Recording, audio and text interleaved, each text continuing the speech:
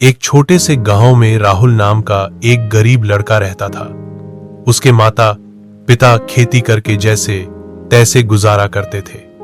घर की हालत बहुत खराब थी, लेकिन राहुल का मन पढ़ाई में बहुत लगता था। वह रोज स्कूल जाता, मास्टर जी की हर बात ध्यान से सुनता और सपने देखता कि एक दिन वह बड़ा आदमी बनेगा। लेकिन गरीबी उसे बार बार रोकती थी। उसके पास न तो अच्छे कपड़े थे, न ही किताबें और न ही पेन कॉपी। फिर भी वह दूसरों से पुरानी किताबें मांगकर पढ़ाई करता था। गांव के कुछ बच्चे उसका मजाक भी उड़ाते थे, लेकिन राहुल कभी हार नहीं मानता था। एक दिन स्कूल से लौटते समय राहुल पेड़ की छांव में बैठा था। तभी वहां एक बूढ़े साधु आए। उनके चेहरे पर तेज था और हाथ में एक लकड़ी की छड़ी थी। साधु ने राहुल को देखा और मुस्कुराते हुए बोले, बेटा, तुम बहुत मेहनती हो। मैं देख सकता हूं कि तुम कुछ बड़ा करोगे। यह लो, यह एक जादुई पेन है। इससे जो कुछ भी तुम लिखोगे वह सच हो जाएगा। लेकिन ध्यान रखना, इसका इस्तेमाल सिर्फ अच्छे कामों के लिए करना। राहुल हैरान रह गया। उसने पेन को आदर से लिया और साधु को धन्यवाद कहा। अगले दिन उसने सोचा कि क्यों न इस पेन की परीक्षा की जाए। उसने एक पन्ने पर लिखा, मेरे पास हिंदी की किताब हो। देखते ही देखते उसके सामने एक नई चमचमाती किताब आ गई। अब तो जैसे राहुल की दुनिया ही बदल गई थी। वह रोज इस पेन की मदद से अपनी जरूरत की चीजें लिखकर मंगा लेता। किताबें, पेन, बैग और कभी कभी खाने के लिए भी कुछ। लेकिन राहुल का दिल साफ था। वह अपनी इस शक्ति को किसी के नुकसान के लिए इस्तेमाल नहीं करता था। धीरे धीरे वह गांव के बच्चों की भी मदद करने लगा।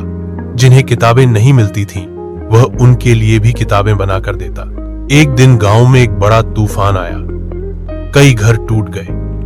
राहुल ने तुरंत पेन निकाला और लिखा, गांव में सबके घर ठीक हो जाएं। और चमत्कार हो गया। सारे घर फिर से बन गए।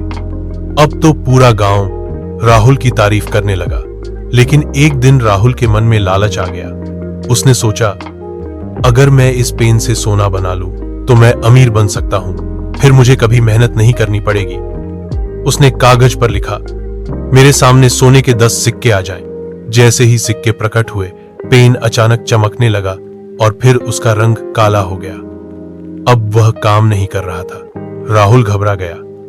तभी अचानक वही बूढ़ा साधु प्रकट हुए और बोले, मैंने तुम्हें यह पेन इसलिए दिया था ताकि तुम दूसरों की मदद कर सको, न कि लालच में आकर इसका गलत इस्तेमाल करो। जादू हमेशा नेक इरादों के लिए होता है। अगर तुमने अपने रास्ते से भटक कर इसे स्वार्थ के लिए इस्तेमाल किया तो यह पेन कभी काम नहीं करेगा। राहुल को अपनी गलती का एहसास हुआ। वह रोते हुए साधु के पैरों में गिर गया और माफी मांगी। साधु ने कहा, गलती करना बुरा नहीं, लेकिन उसे मानना और सुधारना सबसे बड़ी बात होती है। साधु ने पेन को ठीक किया और राहुल से वादा लिया कि अब वह इस जादू का इस्तेमाल सिर्फ अच्छे कामों में करेगा। उस दिन के बाद राहुल ने कभी लालच नहीं किया। वह इस पेन से गांव में स्कूल बनवाने लगा, बीमारों की मदद करने लगा और समाज को आगे बढ़ाने में जुट गया। सालों बाद वह एक बड़ा वैज्ञानिक बना और उस पेन को एक संग्रहालय में रखवा दिया ताकि लोग जानें कि असली जादू इंसान की नीयत में होता है।